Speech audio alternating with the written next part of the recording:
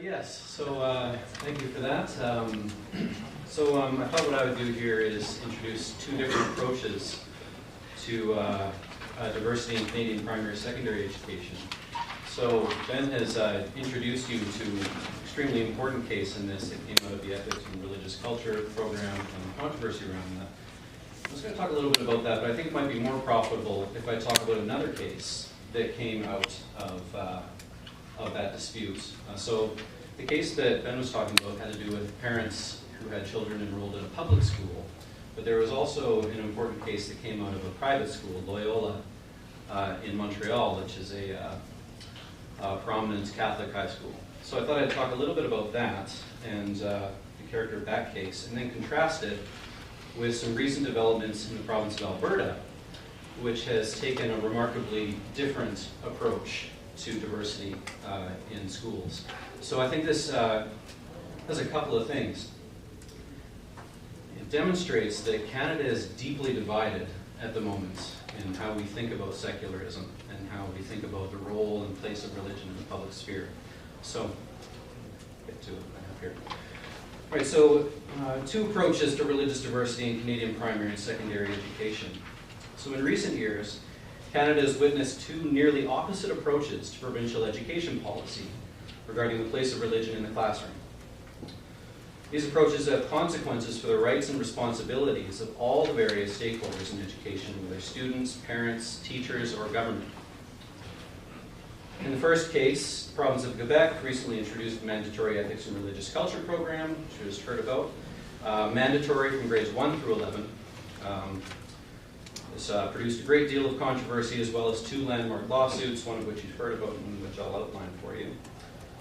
And in the second case, yes, Alberta passed an amendment recently to its human rights and multiculturalism legislation, recognizing as a human right the right of parents to prior notification of any aspects of the curriculum dealing primarily and explicitly with religion, sexuality, or sexual orientation, and also recognizing the right of those parents to then opt their children out of those aspects of the curriculum without academic penalty. And this applies to both private and public schools. It's human rights legislation. Right, so again, what I want to suggest to you is that these two policy approaches represent radically different conceptions of and pose difficult questions for the governance of religious diversity in these cases. So, Wittgenstein once wrote that the most difficult thing is figuring out where to begin. So I'm going to start about 15 years ago in the late 90s when this all started going. Give you a little bit more background on the ERC. So in December of 1997, Quebec adopted an amendment to the 1867 Constitution Act, which allowed for the abolition of denominational school boards. This then provided for the establishment, effective July 1st, 1998, of French and English linguistic school boards, replacing the older Catholic Protestant school boards in a broad series of reforms aimed at moving Quebec public education to a secular model. There's a 2003 brief to the Quebec Minister of Education that I'd like to quote to you here that I think is telling. So in the brief, they say, the changes to the denominational nature of the schools brought about by Bill 118 were clearly in favor of greater secularization. In general terms, this bill made a sharp distinction between church and state, an essential component of secularity. So another note in the same brief lists the specific changes brought about by Bill 118. An end to confessional state organizations. Schools that are project-specific cannot implement a specifically religious education project. Public schools no longer have confessional status. Confessional animation services are replaced by new spiritual guidance, care services, and community involvement services. And all secondary Cycle 2 students will undertake a common program in the ethical and religious culture of Quebec. So in June 2005, Bill 95 brought the new ERC curriculum into effect. It ended all remaining faith-based confessional elements in Quebec public education and introduced a single common and compulsory educational program for all students running from grade 1 to 11. In 1997, a resolution was tabled to the Constitution Act so that Bill 109 could come into effect.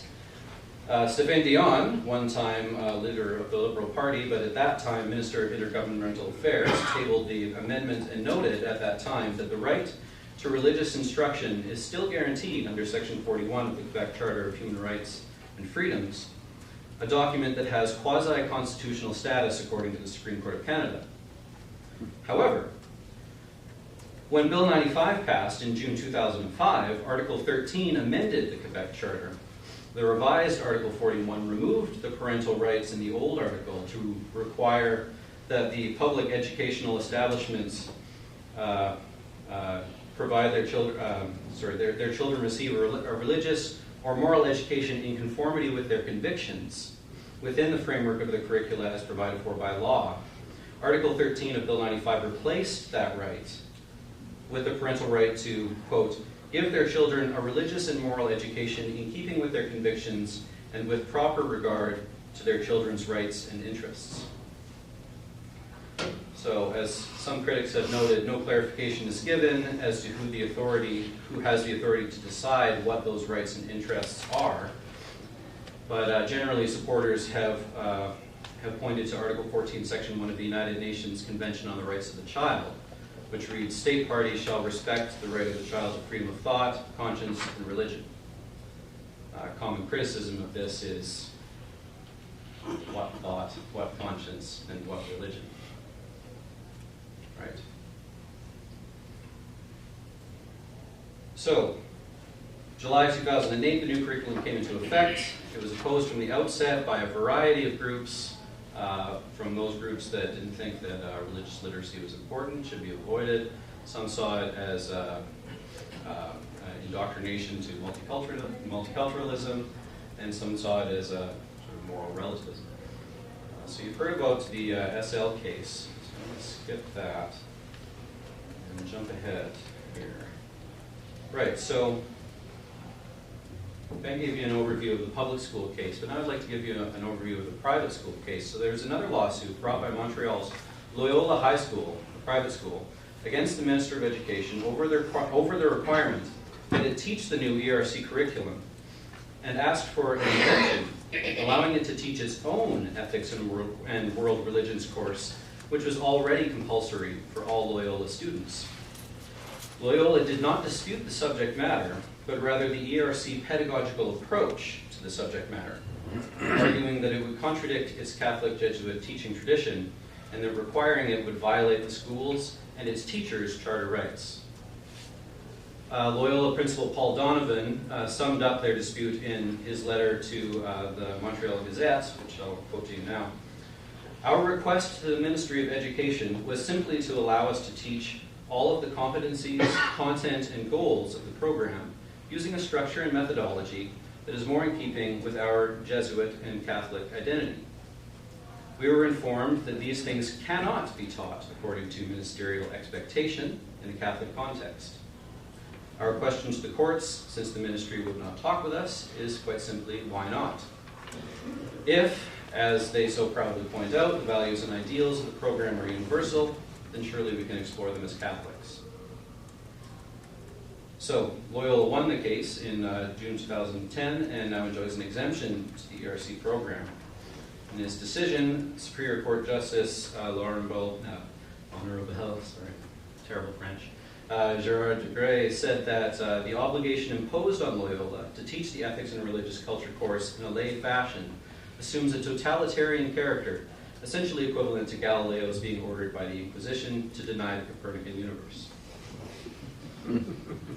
So, again, I tend to agree that these are very interesting cases, but I think that some of the criticisms in the media tend to miss perhaps some of the deep problem here. So I think that the problems are, subtler than, for instance, the assessment given by Sébastien Lebel-Grenier, professor of law at the University of Sherbrooke, who wrote an open letter reflecting a common argument in favor of the ERC.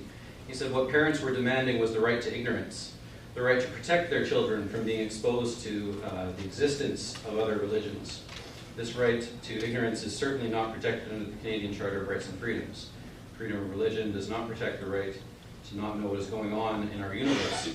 Of course, aims to explain to these children the diversity with which we now live in Quebec.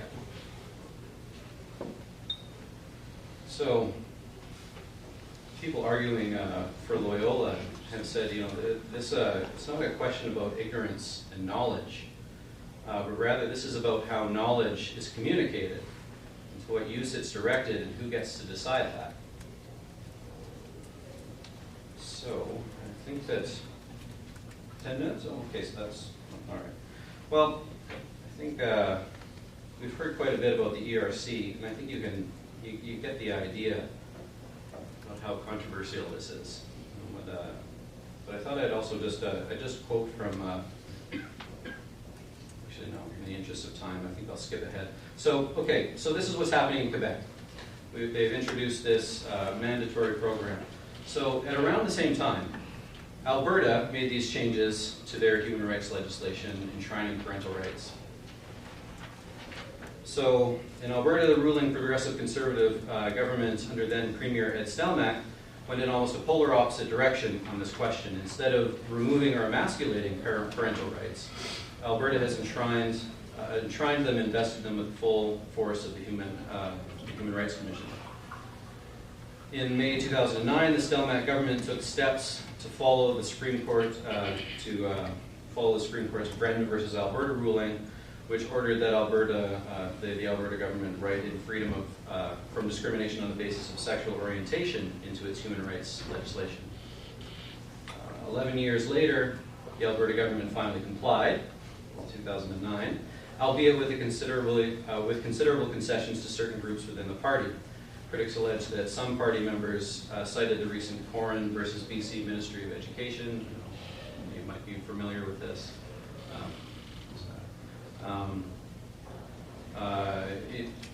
As a way of trying to protect against lesbian, gay activists forcing officials to include sexual orientation in the curriculum. So the idea is they want to avoid this. As a result, the controversial Section 9 was included in the final version of Bill 44, which introduced these changes. So they're exempted from a course of study, educational programs, instructions, or exercise, or the use of instructional materials that deal primarily and explicitly with religion, human sexuality, or sexual orientation.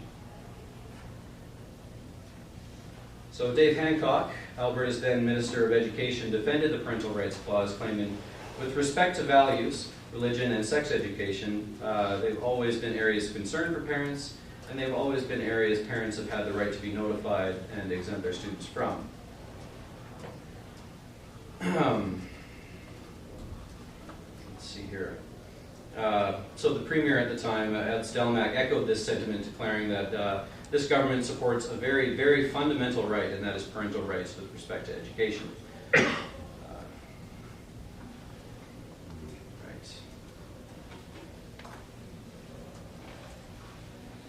So some critics, some critics of Bill 44 and the Alberta approach say that the bill renders topics like family structures, religion, even evolution, and sexuality obviously off limits for classroom discussions. There's been talk of it puts a chill on the classroom and makes all of the teachers walk on eggshells for fear of being hauled in front of a Human Rights Commission. They say that students ought to have the right to learn about religion, sex, and sexuality, regardless of how their parents feel about these topics.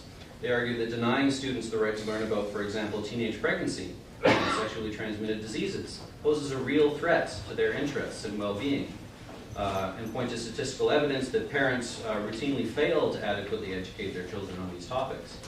The charge is that such parents fail in their duty as guardians of the best interests of their children in this way, and that this failure is a form of neglect, perhaps even abuse. Okay, so an interesting development that's happened recently over the last few months is, so this new legislation came in. People were worried that you were going to end up having children that weren't going to be learning about the religions and such, but interestingly, the only complaint that's actually been brought before, been pushed to the Human Rights Commission was brought by a group of secular parents, non-religious parents in Morinville, Alberta. So Morinville, it's a town of 8,500 people located 25 kilometers north of Edmonton, and has only Catholic schools because the historical dominance of Roman Catholics in the region caused it to have only Catholic schools. So the district served as the public system in St. Albert, Morinville, and the town of Legal, even though it offers faith-based curriculum. It's just a historical contingent fact. But over the years, population demographics have changed, giving a large influx of immigration to the province and its proximity to Edmonton. When Bill 44 was passed into law, non-religious parents first asked to have their children opted out of everything having to do with religion in the Catholic schools in the town, which the school refused, arguing that it would amount to opting out of everything, as Catholic teaching pervades all aspects of school life. The parents then demanded a non-religious school option in Morinville, but the Greater St. Albert's Catholic Regional Division, which governs the schools, said it just wasn't suited to running a secular school, so they refused. Parents pushed and took their complaints to the Human Rights Commission, but the commission refused to hear the case, and instead referred the parents back to the school boards and the Ministry of Education to figure out a solution. So I think that speaks to the reluctance to deal with these things in the courts. So a temporary deal was put in place whereby neighboring Sturgeon School, the Sturgeon School Division, started the secular option public school, shifting students to several temporary facilities, including the school division offices, spare offices at a time, then modular classrooms attached to one of the Catholic schools in Morinville. And very recently, the provincial government finally intervened amid much public controversy earlier this year to transfer control of Georges P. Vanier Catholic School to the Sturgeon School Division for the public school. The Catholic program moved out of this school, and its students were absorbed into other Catholic schools. So there you have it, two very different approaches to religious diversity in education. And I hope that's enough for a lively exchange. Thank you.